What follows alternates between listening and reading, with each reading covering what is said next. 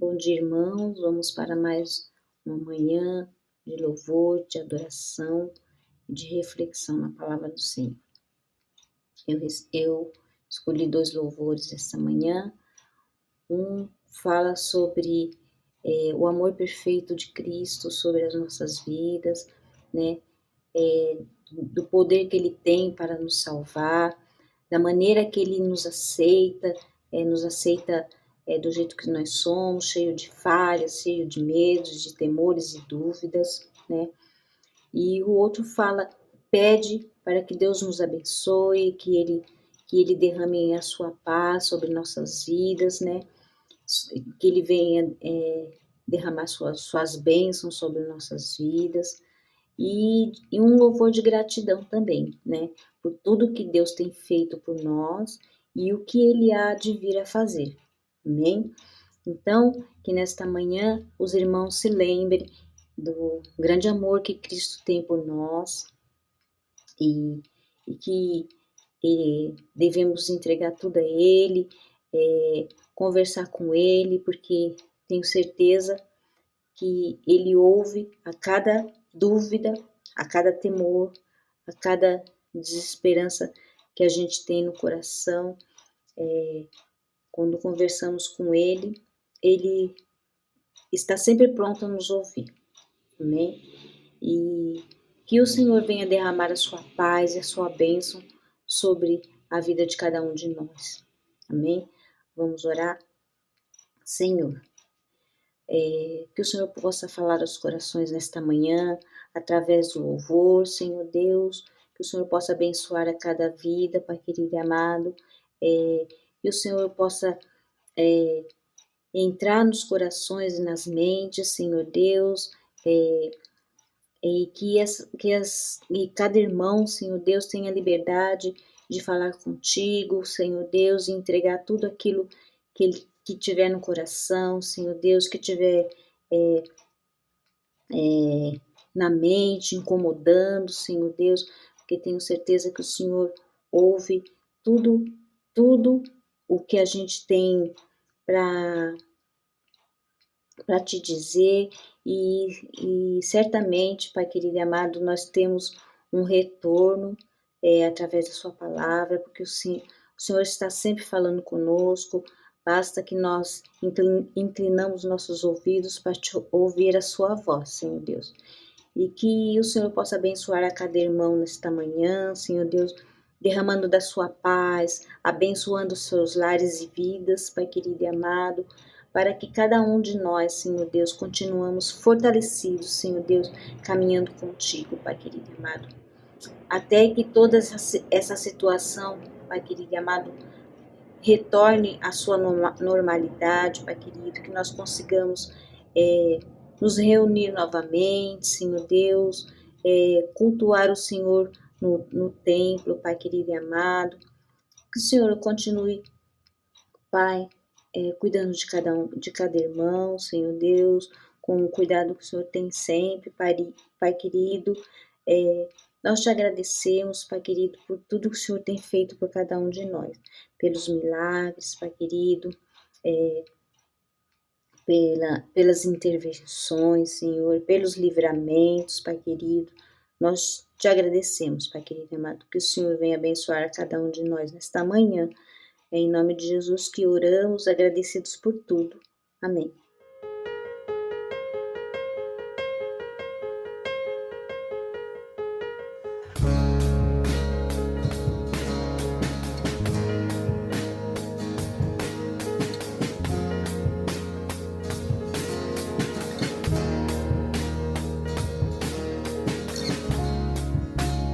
Todos necessitam de um amor perfeito,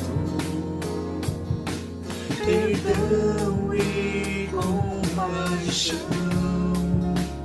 Todos necessitam de essa esperança,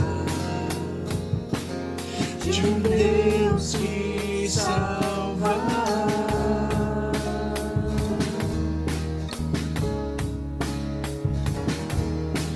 Cristo move as montanhas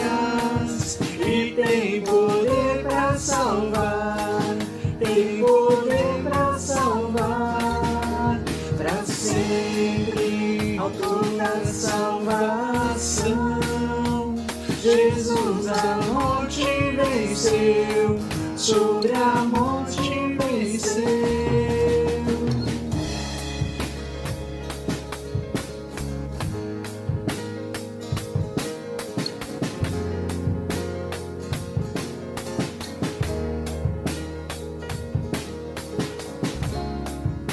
Aceitas com meus medos, falhas e temores. Enche meu viver, a minha vida entrego pra seguir teus passos. A ti me rendo.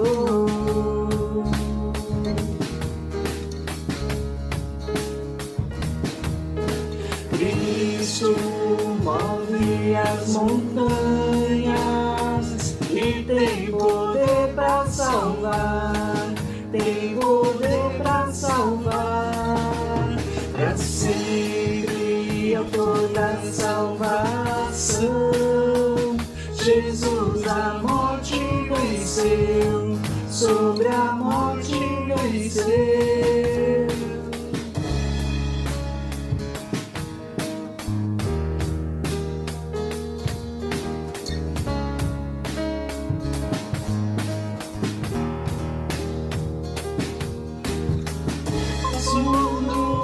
Brilhará a luz, cantamos para a glória do Senhor Jesus. Possa o mundo ver brilhar a luz, cantamos para a glória do Senhor Jesus. Cristo move as montanhas e tem poder pra salvar, tem poder pra salvar, pra sempre autor da salvação. Jesus a morte venceu, sobre a morte venceu.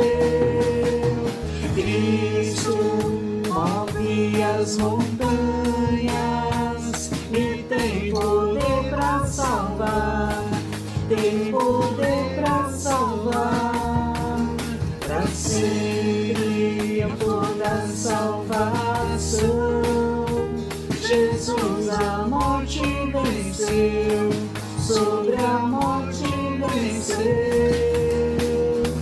Possa o mundo ver brilhar a luz, cantamos para a glória do Senhor Jesus. Possa o mundo ver brilhar a luz, cantamos para a glória do Senhor Jesus.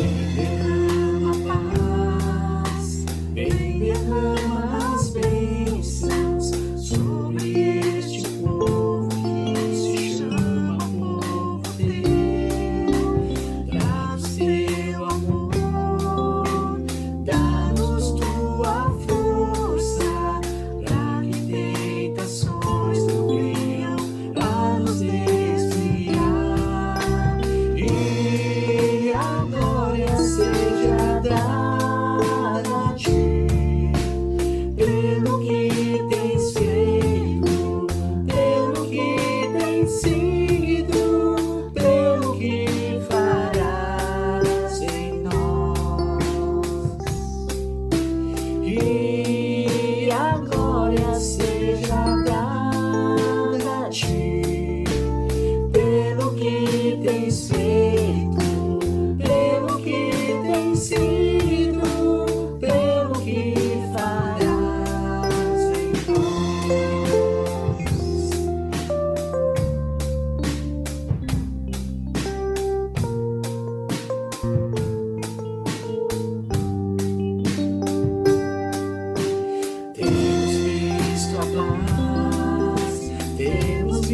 suas bênçãos, sendo neste povo transformado em povo teu.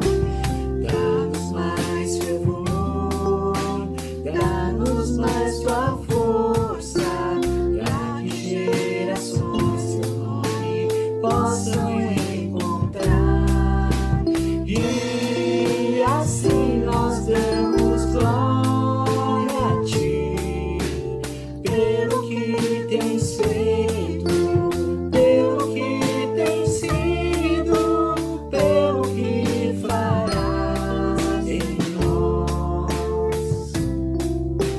E assim nós damos glória a ti, pelo que tens feito, pelo que tens sido, pelo que farás em nós.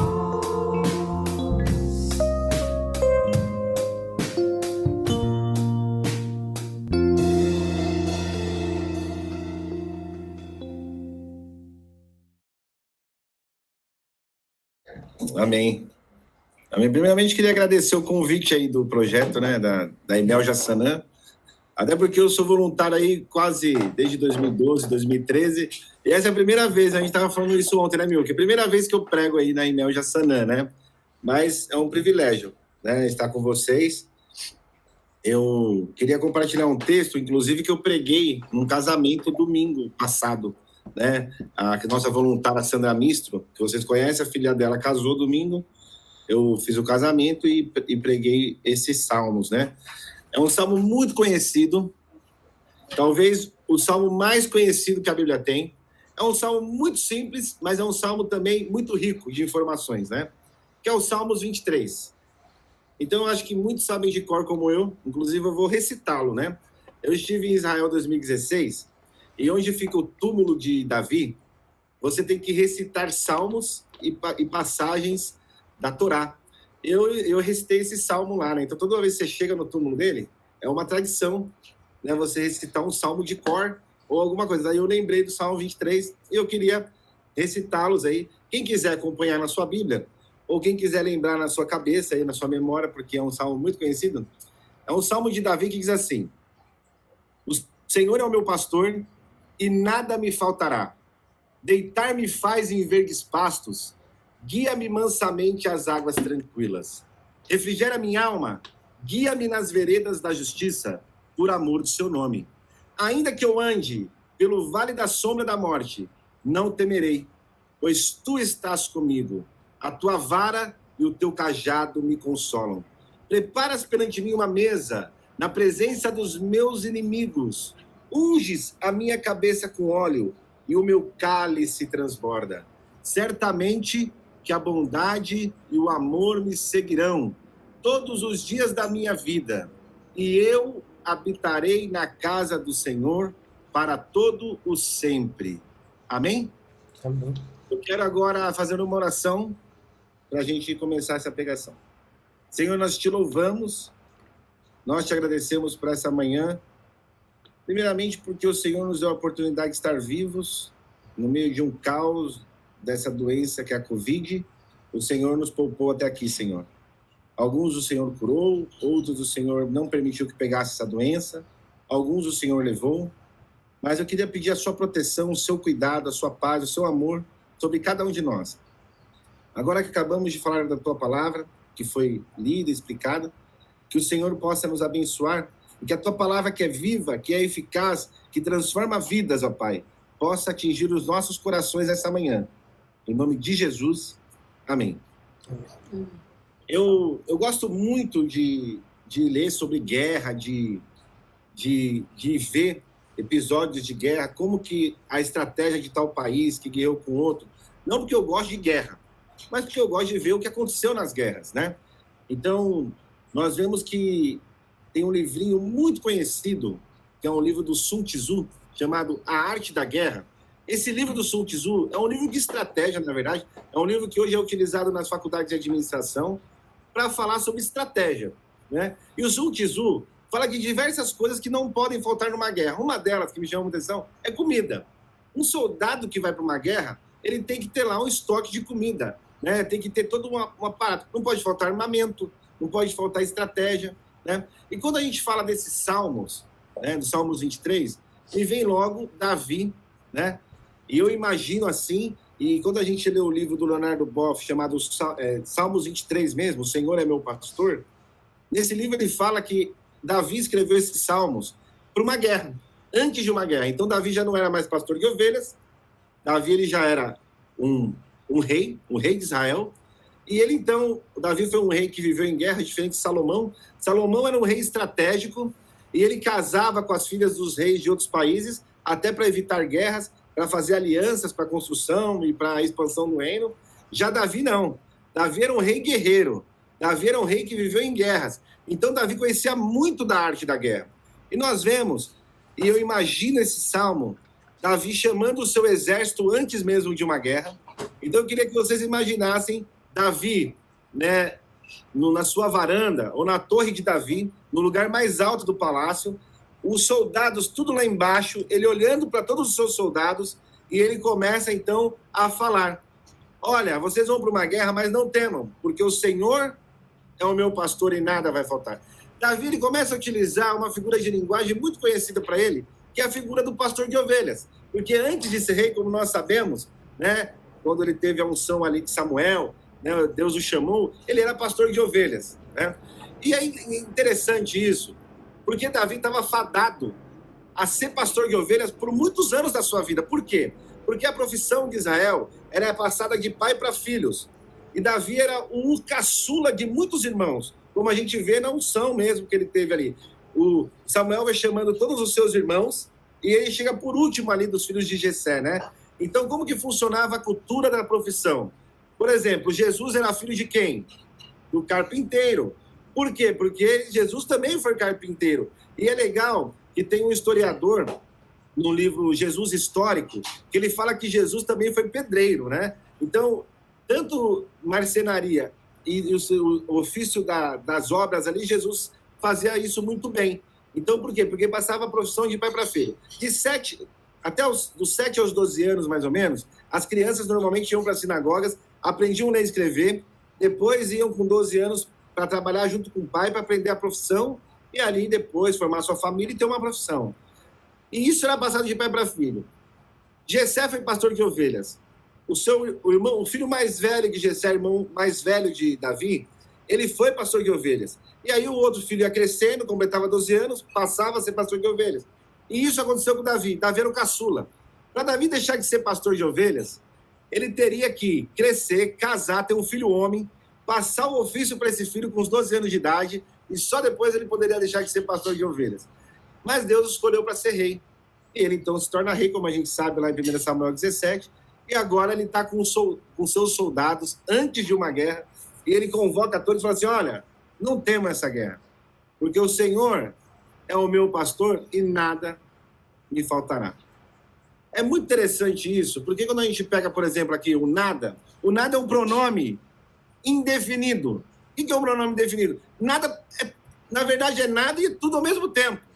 Nada é nada. Não vai faltar nada, então não vai faltar comida, não vai faltar bebida. Numa guerra não pode faltar comida. Não vai faltar comida, soldados. Numa guerra não pode faltar armamento. Não vai faltar armamento. Né? Esse pronome indefinido também pode ser um pronome substantivo. O que é isso? Eu posso trocar esse nada por tudo. Tudo que é substantivo. Então, nada me faltará. Não faltará comida em dias de Covid. Não faltará vacina em dias de calamidade. Não faltará um abraço. Não faltará um cobertor em dias de frio. Não faltará nada. E nós estamos vivendo no momento do nosso país, no momento que eu atendo as pessoas estão desempregadas, preocupadas, as pessoas tendo necessidade, vídeo Projeto Atos, né, que todo sábado lá dou uma cesta básica, né, para aquelas famílias tão necessitadas, e às vezes eu vou atender ali, eu fico pensando o seguinte: essas pessoas passam tanta necessidade, mas eles têm o Projeto Atos, tem o Centro Espírita lá que eles vão também, tem outros projetos que eles procuram, e sempre tem uma cesta básica, sempre tem um arroz, sempre tem um feijão. Deus não tem deixado faltar nada para essas pessoas que o Projeto Atos atende. Deus não tem deixado faltar nada na minha vida. Deus não tem deixado faltar nada na sua vida. Então, para que ficar preocupado? Se tem um lugar que a gente tem que ter preocupação é na guerra, né? Olha só, vocês vão para a guerra, mas não se preocupem. É isso que Davi está falando para os seus soldados. Não se preocupem, vocês vão para a guerra, mas não tenham medo, não temam se vai faltar alguma coisa, que não vai faltar nada. Porque vocês vão ter tudo nessa guerra, né? Qual que é a sua guerra diária? Qual que é a guerra da sua vida? O que está faltando aí para você? Está faltando alguma coisa? Davi diz para os seus soldados que não vai faltar nada. O ser humano, por excelência, ele é preocupado, né?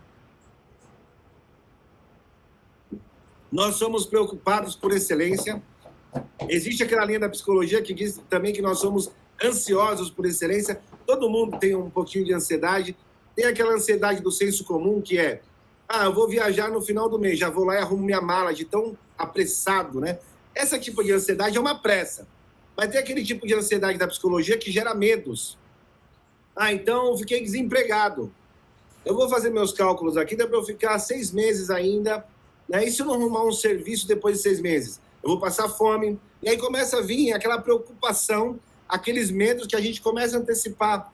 Isso é a preocupação da psicologia, que gera a síndrome do pânico, que gera as ansiedades que geram doenças de saúde mental.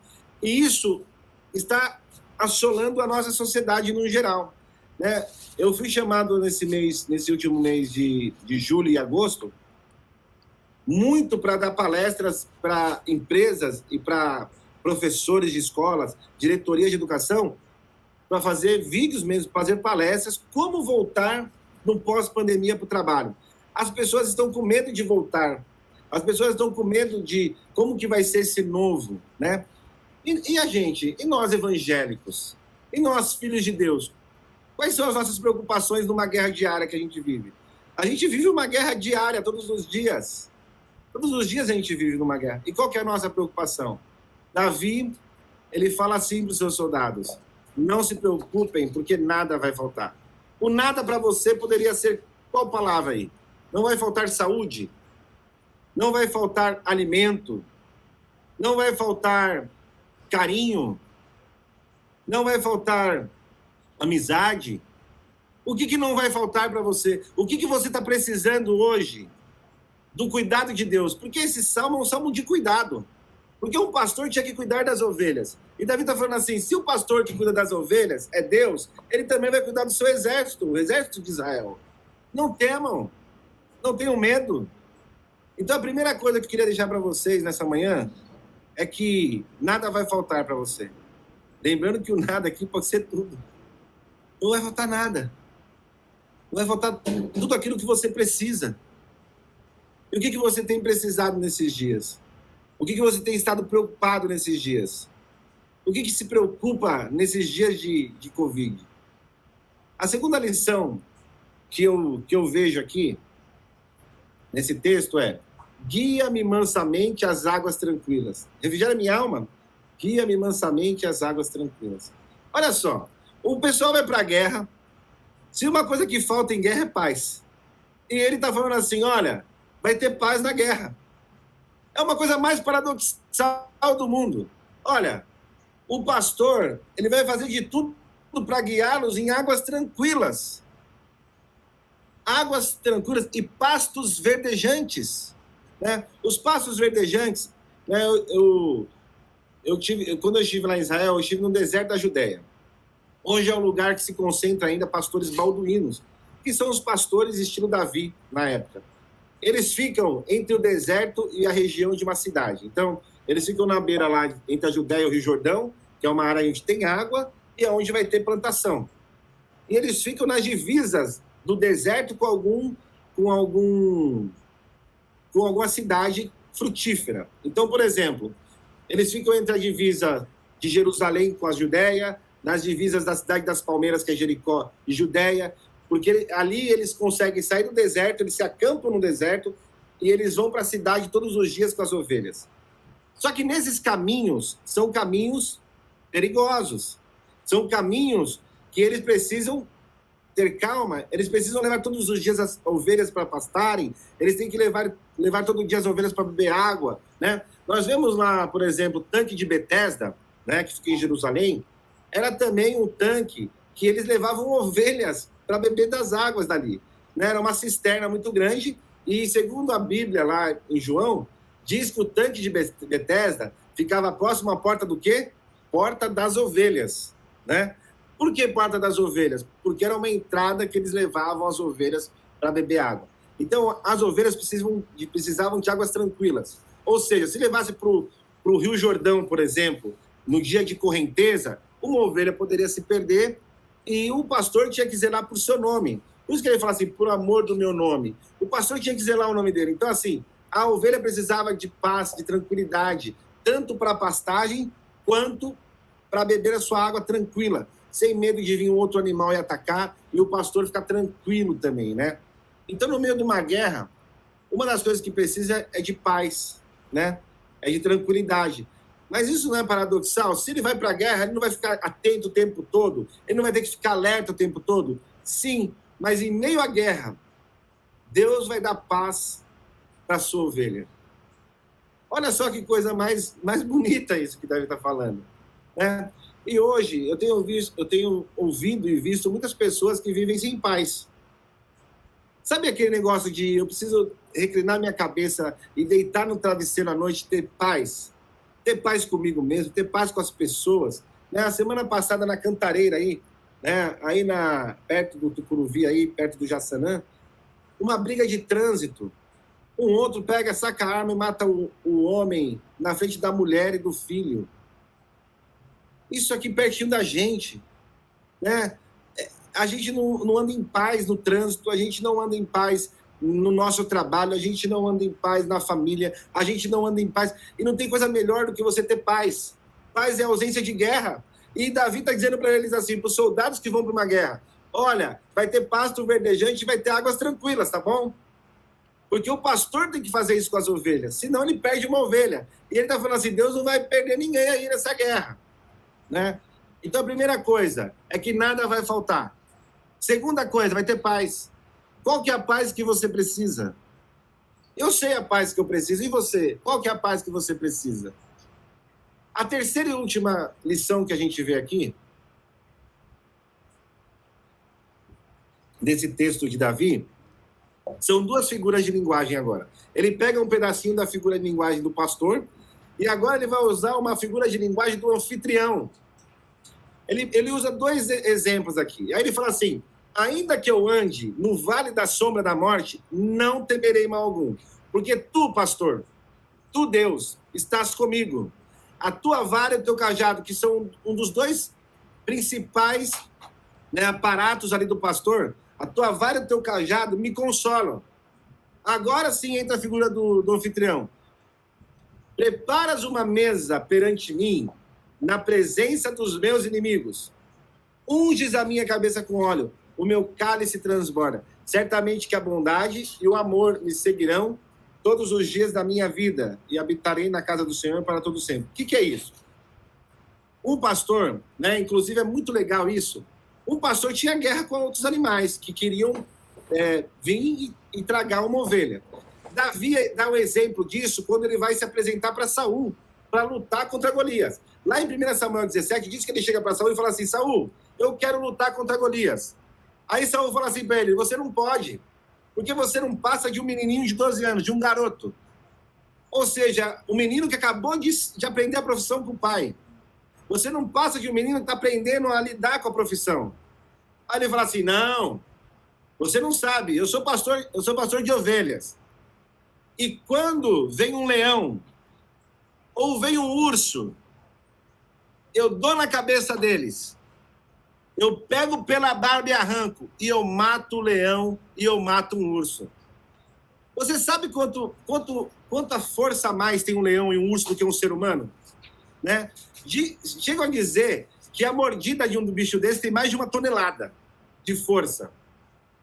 Davi diz o seguinte para Saul, eu sou apto, porque eu matei já leão e eu já matei urso. Ou seja, quando eu passava com as minhas ovelhas no Vale da Sombra da Morte, o que eram os Vales da Sombra da Morte? Normalmente, lugares estreitos onde passava uma ou duas ovelhas no máximo e o pastor não conseguia acompanhar.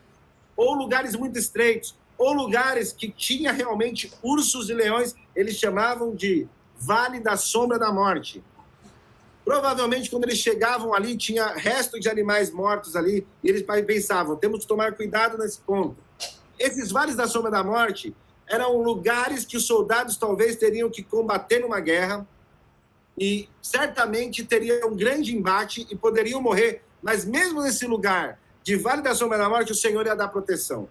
O Senhor ia cuidar, né? Eu estive num lugar chamado Tel Megido, ou Vale do Armagedon, que foi onde Saul morreu com Jonatas, o seu filho. Era um lugar considerado Vale da Sombra da Morte. Por quê? Inclusive, Tel Megido é um lugar de tantas guerras que a cidade foi sendo construída em cima de ossos. Então, é uma montanha hoje a cidade, e embaixo dela é um cemitério de muitas pessoas que morreram em guerra ali, Vale da Sombra da Morte.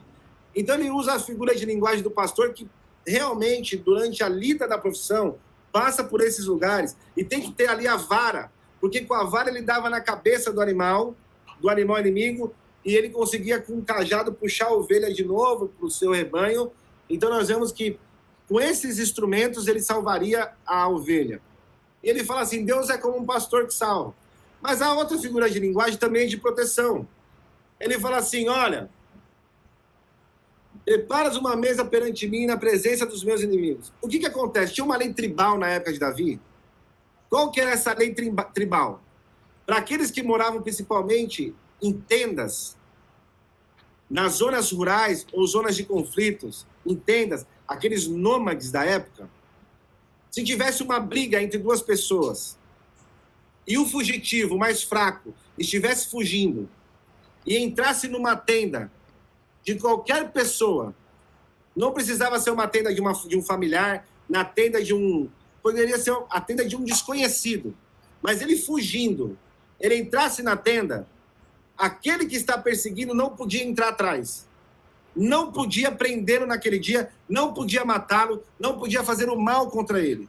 Muito pelo contrário, o fugitivo poderia ser por estupro, poderia ser por assassinato, não teria problema. Ele entrou na tenda de alguém, o dono da tenda, que a gente dá o nome de anfitrião, teria que fazer um banquete para ele, acender a candeia para iluminar toda a tenda.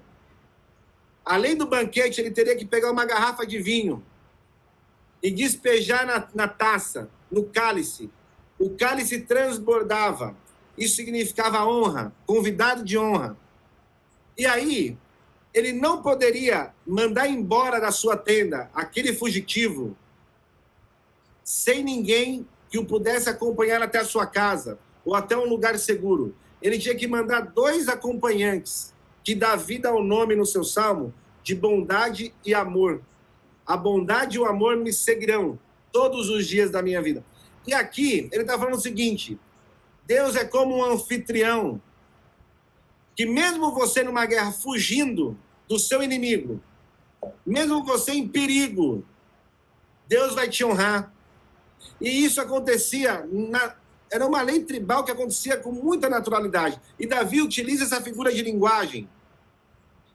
Porque Davi, quando fugia de Saul, e foi por um longo tempo, provavelmente ele foi honrado por alguém. Inclusive foi honrado por sacerdote que deu pão na comunhão para Davi. Então nós vemos que isso era uma coisa muito normal que acontecia nas tribos de Israel.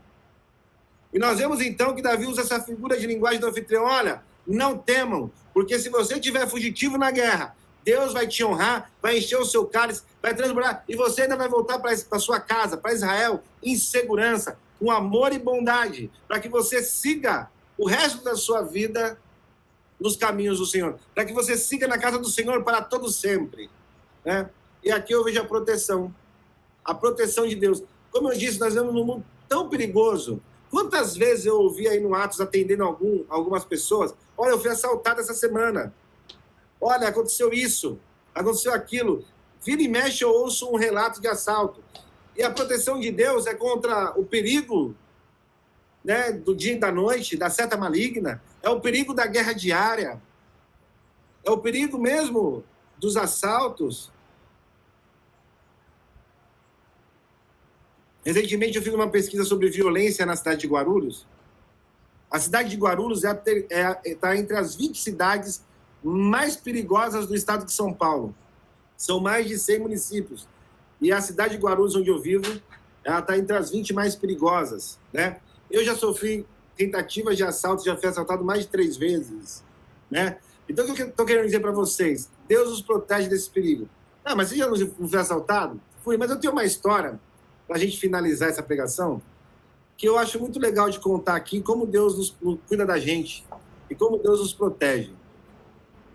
Em 2010, o meu filho Lucas, né, nós estamos em 2021, ele vai completar 11 anos agora, em setembro. Em dezembro de 2010, dia 23 de dezembro de 2010, ele tinha 3 meses apenas, eu, minha esposa e meu filho, nós iríamos passar o Natal na Praia Grande, na casa da minha sogra e do meu sogro. Então, nós fomos visitar minha mãe no dia 23, porque minha mãe falou, vem aqui, e aí a gente já se fala do Natal, e eu dou presentes que eu comprei para vocês, aquela troca de natalina de presentes, e nós fomos. Nós chegamos por volta de umas 8 da noite na minha mãe, e aí casa de mãe é casa de engorda, né? E a gente chega lá, come, e conversa, e parari, parará, e a gente fez todo esse happy hour, esse momento de confraternização, e quando a gente foi ver, já era quase meia-noite. E aí falou, vamos embora, né? Então a gente pegou o Luquinhas, bebezinho, bebê conforto, né? Que a gente costuma colocar no carro. Na hora que a gente saiu assim do portão da minha mãe, eu lembro que não tinha uma alma viva na rua. Mas de repente a gente viu 2 elementos em nossa direção para nos assaltar. E minha esposa falou assim, entra logo que os caras vão nos assaltar. Eu pensei, não dá tempo. Não dava tempo porque a gente estava com tanta sacola na mão e uma criança bem pequena. Eu pensei, eu vou negociar com os caras se eles virem assaltar. E foi isso que deu. Mas eu estava do lado do passageiro ainda, não estava do lado do motorista.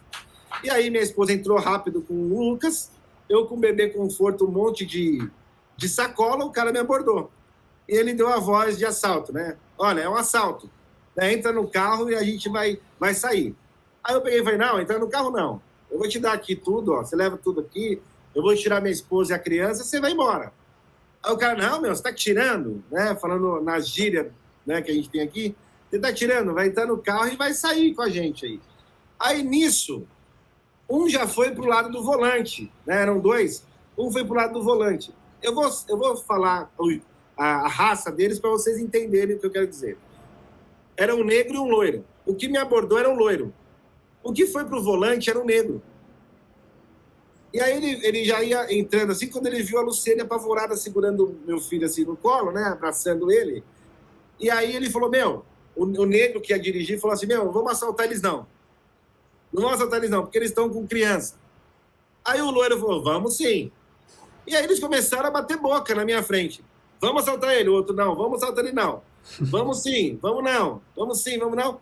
E nisso, eles começaram a entrar em briga de mão mesmo, em socos. Começaram a brigar na minha frente.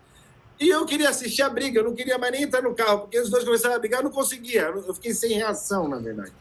Eu não conseguia entrar no carro. Aí eu sei que eu abri a porta, mas não conseguia entrar com tanta coisa, e eu estava do lado do passageiro.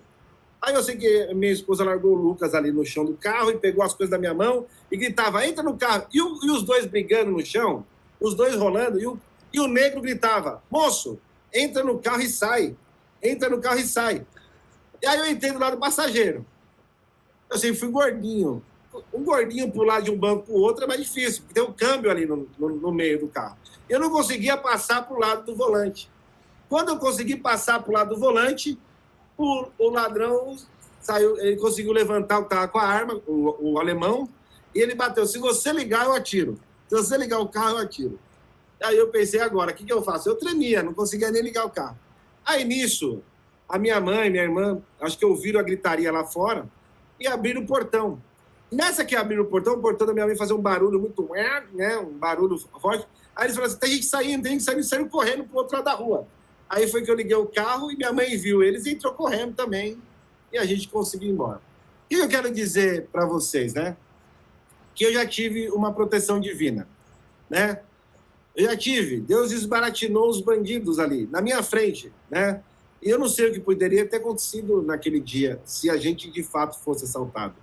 O que eu sei é que Deus operou um grande livramento, porque nós vivemos e temos um Deus que nos protege, mesmo quando a gente nem imagina, ou quando a gente está distraído e vem alguém e fala, vamos assaltar aquele?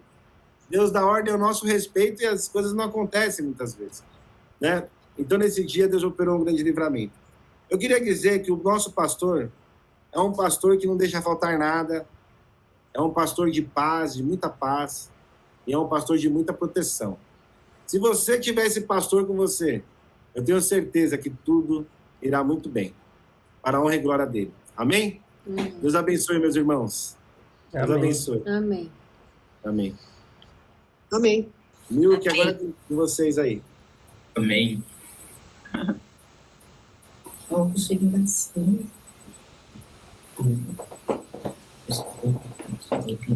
Quer orar Muito pela obrigada, vida do doutor Léo. Doutor Léo, muito obrigada. Amém. Foi uma bênção. Amém. A Caliane vai Amém. orar pela vida do pastor e pela semana. Pode falar, Caliane. Então, vamos fechar nossos olhos aqui. Senhor Deus, Pai, muito obrigada, Pai, por essa mensagem, Pai. A sua palavra diz que a sua mensagem é uma boa nova e que nós possamos levar por essa semana, Pai, essa boa nova, que realmente não tem faltado nada, Pai.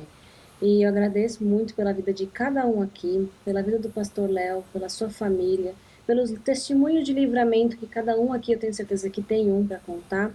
E tudo isso é a revelação do seu amor nas nossas vidas, Pai. Que o Senhor abençoe nossa semana de cada um aqui e que a gente possa sempre se lembrar do seu cuidado, da forma que o Senhor pastoreia as nossas vidas. Em nome do Senhor Jesus, amém. Amém. Amém. Amém.